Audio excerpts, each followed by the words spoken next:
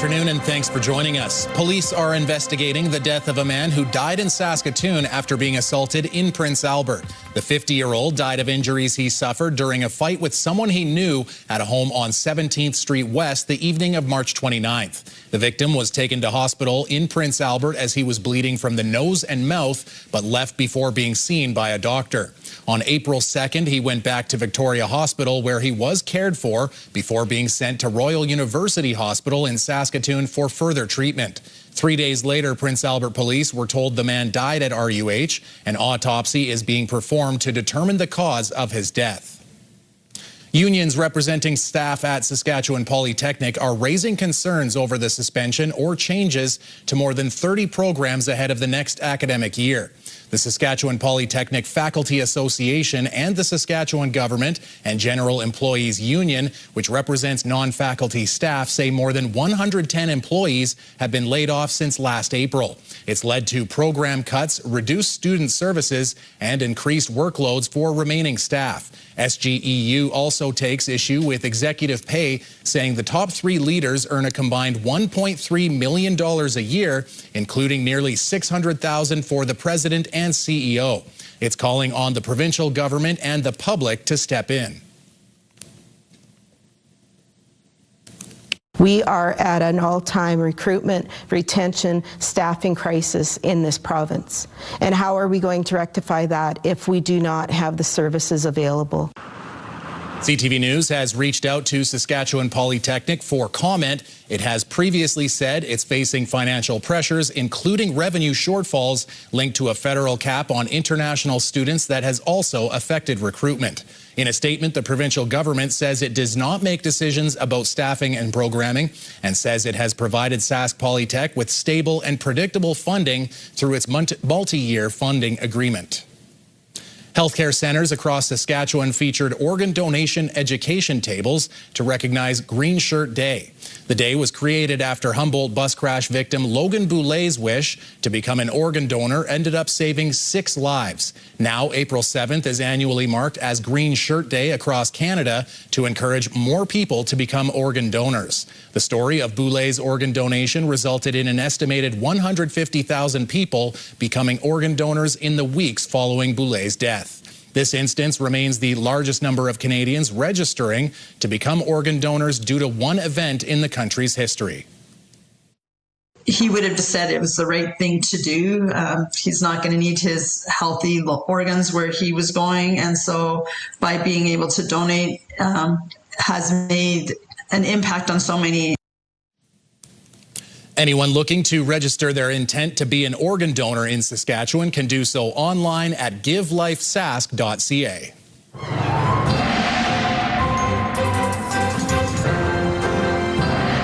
Good thing we're in Saskatchewan, Jeff, because we're a little hardy and a little bit ready for storms and the lingering effects of the cold. Yeah, we may be ready for them, but I'm not sure too many people are crazy about them.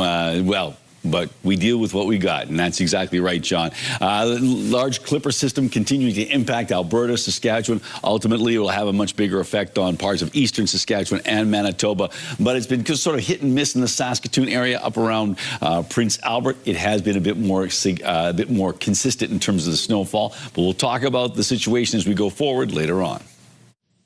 One of the best ways to protect yourself from e-transfer scams is turning on auto deposit. Tech expert Brennan Schmidt says auto deposit eliminates the need for a password, reducing the risk of a transfer being intercepted. This advice comes after a recent CTV News story where a Saskatchewan woman lost an $11,000 SGI payout in a suspected email takeover scam. If you're being encouraged to do something, take pause, because in a lot of cases, bad actors will largely be focused on whether or not something is an immediate action because you need to claim something because you want it, or on the opposite side of the spectrum is something that you're going to face some sort of a penalty, so you must act now. Just take a second, think through it. Canadians lost more than $704 million to fraud last year, according to the Canadian Anti-Fraud Centre. But that may only be a fraction of the real figure, with just 5 to 10% of cases believed to be reported. Schmidt says many victims stay silent, often out of shame. But reporting fraud helps authorities track trends and direct resources to stop them.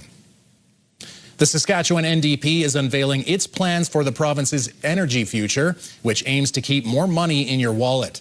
Later this week, leader Carla Beck will introduce the NDP's Grid and Growth Plan.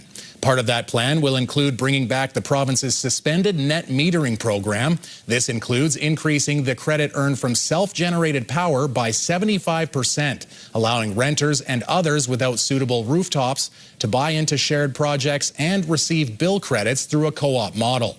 Net metering credits will then rise with retail power rates, which contrasts Sask Power's current plans of rising power rates with no added incentives. Sask Power recently announced it will continue with its 2019 net metering rate until 2029. Empowers people to help lower their bills. It empowers people to be part of a solution to reducing emissions and taking control of electricity generation in their own hands. In 2019, Sask Power changed its net metering program after hitting its intended goal, cutting credit rates from 14 cents per kilowatt to 7.5 cents. The province responded by calling the NDP's plan not fair or responsible, adding it would drive up costs for other ratepayers. A collaboration between computer science students and the Edwards School of Business in Saskatoon is giving students a real-world edge as they prepare to enter the workforce. Around 80 students took part in a semester-long project designing, developing, and marketing their own video games. 4 teams each created a unique product combining tech skills with business strategy. The event also doubled as a networking opportunity, connecting students who will be out in the real world soon. And it all built up to this, a final showcase that counted toward their grade. It's really exciting to be a part of this group and marketing games that, like, our college and our students that go to our college have spent time working on and creating. So it's been really fun to talk to them and understand what they would want from a marketing perspective, and that's been a blast. A People's Choice Award was also handed out based on visitor votes, and some of these student games could be released on platforms as early as the end of the month. When we come back, a recap of the Med Gala fundraiser. Jasmine Pelche finds out who won what awards and their contributions to healthcare.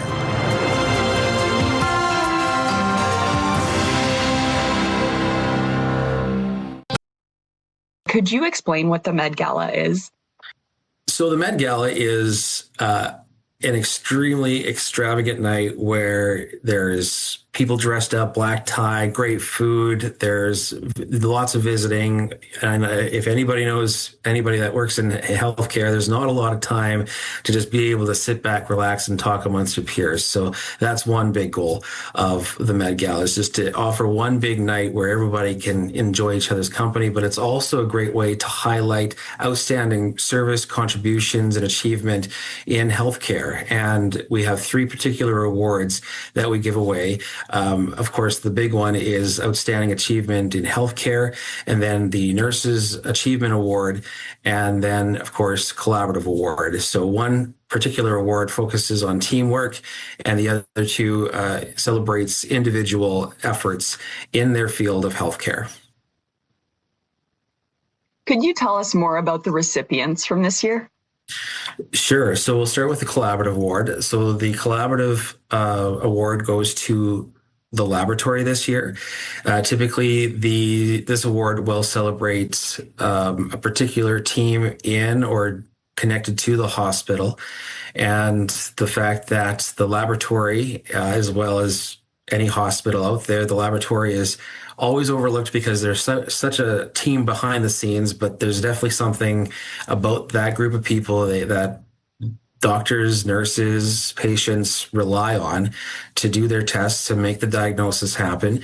And I'm just so happy that this large group that we were able to recognize the collaborative work in the laboratory. And then Jacqueline McDonald, who was highlighted as the Nurse of the Year, who works in the NICU, works in maternity services, is a lactation consultant, registered nurse, and was just, I had to sell the idea that she won this award so hard she would not accept it. So I had to really sit down with her and just tell her like why she was nominated and then selected to be a recipient of this award.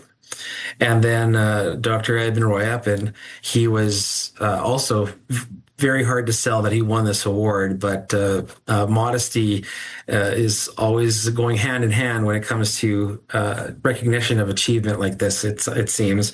But his leadership as a surgeon, once upon a time chief of staff, and just an overall great speaker, great mentor to so many doctors and nurses within the Victoria Hospital. It just makes sense that he was a recipient for outstanding healthcare achievement. It is also a fundraiser, I understand. How much was raised this year that you know of so far? It's over $140,000. And of course, going towards our goal of equipping the VIC, the major hospital expansion, that's is going on right now. But it's not just that; it's to service the equipment that we're using today, and that'll be needed to be replaced tomorrow. And that just is always an ongoing project. It's never finished. And that's why we thought a gala like this, in the most fanciest way possible, to offer to our business partners, to donors, to our hard workers in healthcare. It just makes sense to get everybody together with one big cause, and that's to support the best local care possible. We're going to have the first MRI north of Saskatoon, and that's going to cut down on so much driving time, stress having to come from the northern communities of Saskatchewan that don't need to go to Saskatoon or even Regina or even Edmonton. They just have to drive to Prince Albert, and if they need an MRI, upgraded CAT scan equipment, just to name some of them off the top of my head. What else is it important to get across about this event? We do offer opportunity for nominations publicly too. So if you ever encounter great healthcare and you know the individual or you know their name and why they're so good in their field, in the respective categories, we would encourage anybody to make a nomination down the road. Well, good to know, Andy. Thank you for coming and speaking with me about this. Jeff's got a full look at weather coming when we return, plus 2 tools doctors say are most effective against type 2 diabetes.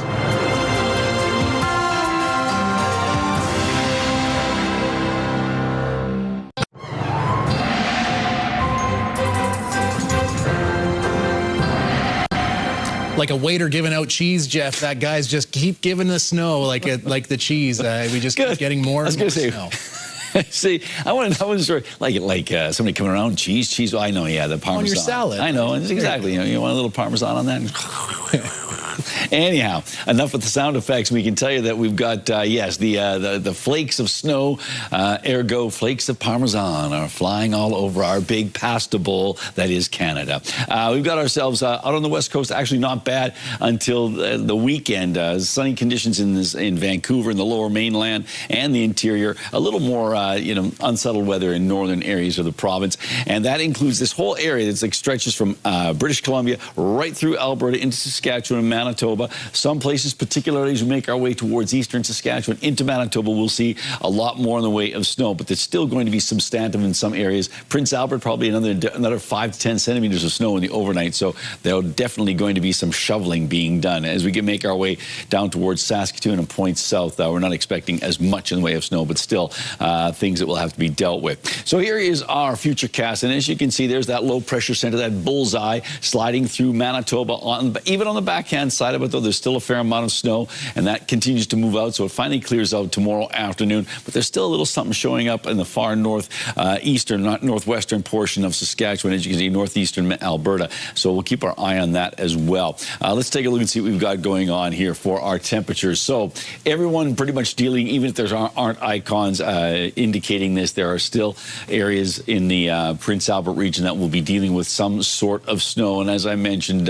it could be in some areas an additional 5 to 10 centimeters of snow. Nipawin, maybe not quite as much, but still snow nonetheless. Let's take a look at the numbers. -9 for an overnight temperature in Spearwood, -7 in the Battlefords, -8 in Candle Lake and Birch Hills, -7 in Rostern and Melfort and in Nipawin. On to the tomorrow forecast, and we've got ourselves temperatures. Well, first of all, not snowing.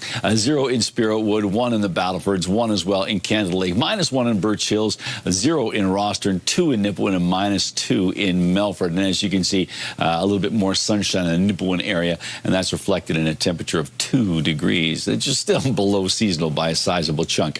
-8 overnight in Prince Albert area. As I mentioned, I meant 10 to 15. I said 5 to 10. I should have been saying 10 to 15 centimeters of snow. And windy conditions. And the winds back off tomorrow morning. Light winds, mainly cloudy skies, and 1 on the plus side. 1 is still about 7 degrees below seasonal or thereabouts. 4 degrees for Thursday, 6 on Friday, getting up to 8 on Saturday. Sunday still not bad, dropping off a little bit though. A slight chance of rain or snow or both. 5 degrees for a high. But then look at this. Monday, -2, and then 1 degree on Tuesday. So old man winter has not released its grip quite yet. There you go. And I guess that all of us in Prince Albert and area are just going to say to the waiter or Mother Nature, when? Exactly. When? Exactly. There you go. Enough. Good. Good. Yeah. Enough. All right, Jeff. The Saskatoon Blades are on to the second round of the WHL playoffs. Lewandowski through traffic, deflected, scores. Rowan Calvert tips the overtime winner home on the power play, and the Blades win their first Game 7 on the road in franchise history. Now it's Saskatoon against the Raiders in the Eastern Conference semifinal. Games 1 and 2 in Prince Albert Friday and Saturday. Games 3 and 4 in Saskatoon next Tuesday and Wednesday. The Blades won the last playoff series between these two teams in 2024. And of course, the Prince Albert Raiders are preparing for their second round series against the Blades, and some individual efforts are being recognized by the league. Today, the Raiders were announced as a finalist for the WHL Business Award. The Raiders set highs for fundraising and community engagement, increasing their reach on all digital platforms. Braden Coots is also a finalist for the most sportsmanlike player. In 73 points this season, he only finished with 8 penalty minutes. Brock Cripps is also up for Rookie of the Year. In 62 games, he contributed 37 points. Finally, goaltender Mikhail Orshulak was chosen as the goalie of the month for March after going 9-0 with 3 shutouts. Do you have a community event you would like to promote? Or maybe you'd like to draw attention to your organization. Let your local CTV station help you spread the word. Contact us at 306-922-6020 or email panews@ctv.ca. You can appear on CTV Prince Albert's News at 5 and get your message to our viewers.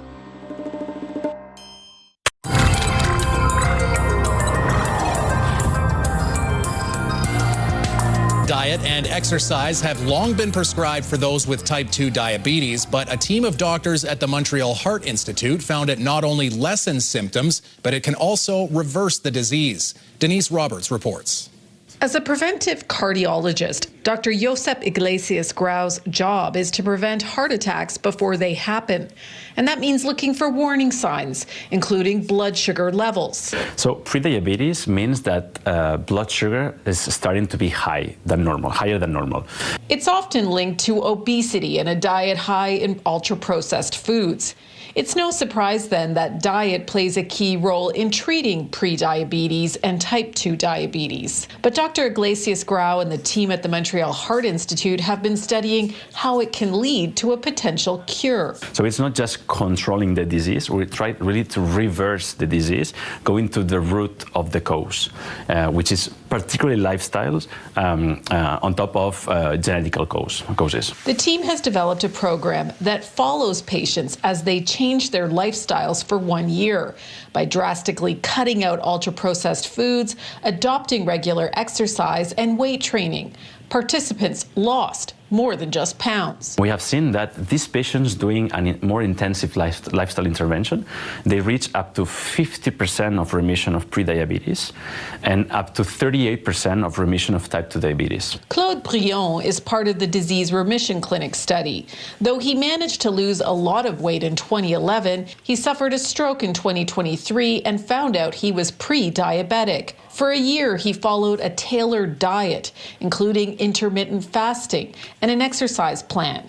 He's now in remission. There was small things that made a lot of difference. Another part of his lifestyle change is meditation. You can have very good diet, exercise, and things like that, but if you're not handling your stress, then that's going to have an impact. And he plans on making these changes permanent. But not every patient has the same commitment. We know from other studies that there are some patients that relapse, and that's also very important. That's why we call it remission and not cure, because some patients can relapse. That's why he says there needs to be a focused shift on how to prevent pre-diabetes before it develops into something serious. Some of his best tips: learn to identify and dramatically reduce ultra-processed foods, cook and eat at home, and focus on building muscle mass.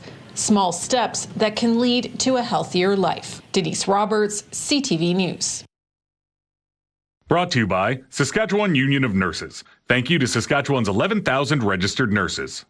All right, Jeff, this will kind of brighten up your day and make you long for the days that are a little longer and warmer. This year's lineup has been announced for Saskatoon's Rock the River. Rock the River has always been about the experience and the fans who show up for it, regardless of the conditions, making it a true celebration of community and music. All right, we've got Limb Lifter, Sloan, and Everclear on the Friday, August 14th. Then on Saturday afternoon, the Northern Pikes, Headstones, Default, and Collective Soul will be performing. Then on Sunday, it's Black Tea, Haywire, Starship, and Colin James. The three-day rock show, Jeff, is taking place along the river in Rotary Park. Surecom has been announced as the show's presenting sponsor. And if you want to go get tickets, they go on sale Friday morning through Ticketmaster. Any of those bands stand out to you, Jeff? Well, they built this city on rock and roll. Yeah, Starship. And hopefully they'll play some Jefferson Airplane as well. So we'll see. Yeah, there you go. Collective Soul is my go-to. I think that's going to be for me. Have a great evening. CTV National News is next.